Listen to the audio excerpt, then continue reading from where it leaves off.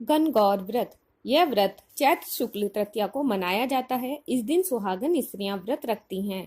कहा जाता है इस दिन भगवान शंकर ने अपनी अर्धांगिनी पार्वती को तथा पार्वती ने तमाम स्त्रियों को सौभाग्य का वर दिया था।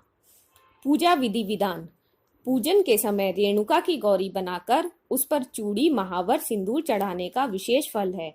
चंदन, अक्षत, धूप, दीप, नैवेद्य से पूजन करने, सुहाग सामग्री चढ़ाने तथा भोग लगाने का नियम है। यह व्रत रखने वाली स्त्रियों को गौर पर चढ़े सिंदूर को अपनी मांग में लगाना चाहिए। गणगौर व्रत कथा। एक समय भगवान शंकर नारद एवं पार्वती को साथ लेकर पृथ्वी पर चल दिए। भ्रमण करते हुए तीनों जब एक गांव में पहुंचे, उस दिन चैत्र शुक्ल तृतीया थी। गांव के लोगों को जब शंकर जी की सूचना मिली तो धनी स्त्रियां उनके पूजन के लिए नाना प्रकार के रुचिकर भोजन बनाने में लग गईं। इसी कारण से उन कुलवंत स्त्रियों को काफी देर हो गई। दूसरी ओर निर्धन स्त्रियां जैसे बैठी थी वैसे ही थाल में हल्दी, चावल, अक्षत, जल लेकर शिव पार्वती की पूजा की।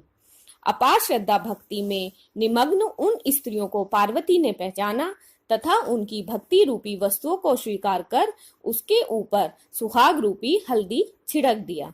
इस प्रकार मातेश्वरी गौरी से आशीर्वाद तथा मंगल कामनाएं प्राप्त कर वे औरतें अपने अपने घर को चली आईं। तत्पश्चात कुलवंत स्त्रियां 16 श्रृंगार, 56 प्रकार के व्यंजन सोने के थाल में सजाकर लाईं। तब भगवान शंकर ने शंका व्यक्त करते हुए पार्वती जी से कहा, तुमने तमाम सुहाग प्रसाद तो साधारण स्त्रियों में बांट दिया है, अब इन सबको क्या दोगी? पार्वती जी ने कहा, आप इसकी चिंता छोड़ दें। उन्हें ऊपरी पदार्थों से निर्मित रस दिया है, इसलिए उनका सुहाग धोती से रहेगा, परंतु इन लोगों को मैं अपनी उंगली चीरकर रक्त सुहाग रस दूंगी, जो यह मेरे समान ही सौभाग्यशालिनी बन जाएंगी। जब कुलीन स्त्रियां शिव पार्वती का पूजन कर चुकी तो देवी पार्वती ने अपनी उंगली चीरकर उसके रक्त को उनके ऊपर छिड़क दिया और कहा, तुम सब वस्त्राभरणों का परित्याग कर महामाया से रहित हो तथा तन मन धन से पति की सेवा करना, तुम्हें अखंड सौभाग्य की प्राप्ति होगी। भवानी का यह आशीर्वचन सुनकर तथा प्रणाम कर कुलीन स्त्रियां भी अपने अपने घर लौट आईं तथा पति परायण बन गईं। छिड़का खून जिसके ऊपर जैसा पड़ा था उसने वैसा ही सौभाग्य प्राप्त किया। इसके पश्चात पार्वती जी ने पति की आज्ञा से नदी में जाकर स्नान किया, बालू का महादेव बनाकर पूजन किया, भोग लगाया तथा पद छिना करके 2 कणों का प्रसाद खाकर पार्वती ने मस्तक पर टीका लगाया। उसी समय उस पार्थिव लिंग से शिवजी प्रकट हुए तथा पार्वती को वरदान दिया, आज के दिन जो स्त्री मेरा पूजन तथा तुम्हारा व्रत करेगी उनके पति चिरंजीव रहेंगे तथा अंत में उन्हें मोक्ष मिलेगा। भगवान शिव की यह वरदान देकर अंतर्ध्यान हो गए।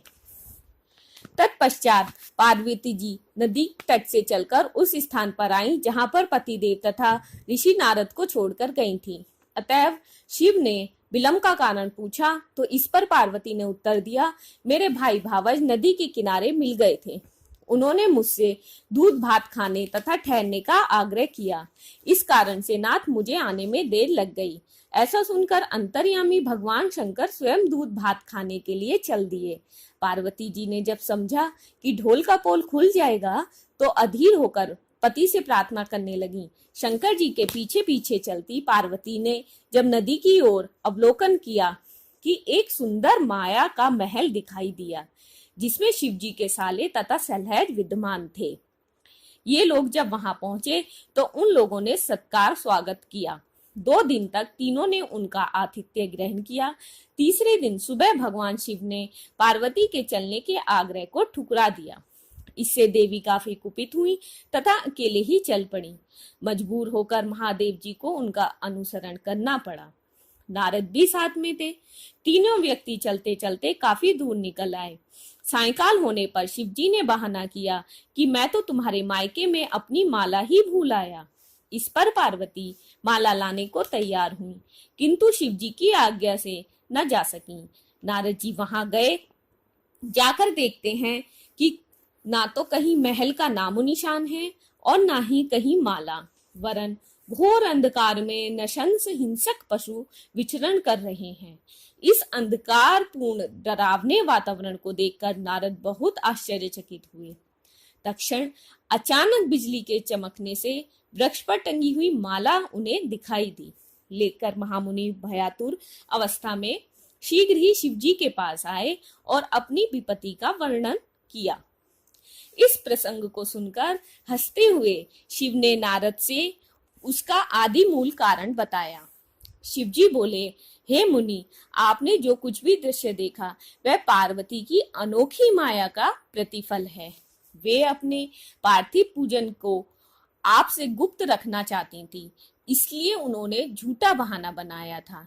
फिर उसे सत्य करने के लिए उन्होंने अपने पतिव्रत धर्म की शक्ति से झूठे महल की रचना की थी, परंतु सच्चाई के लिए ही मैंने माला लाने के लिए तुम्हें दोबारा उस स्थान पर भेजा था।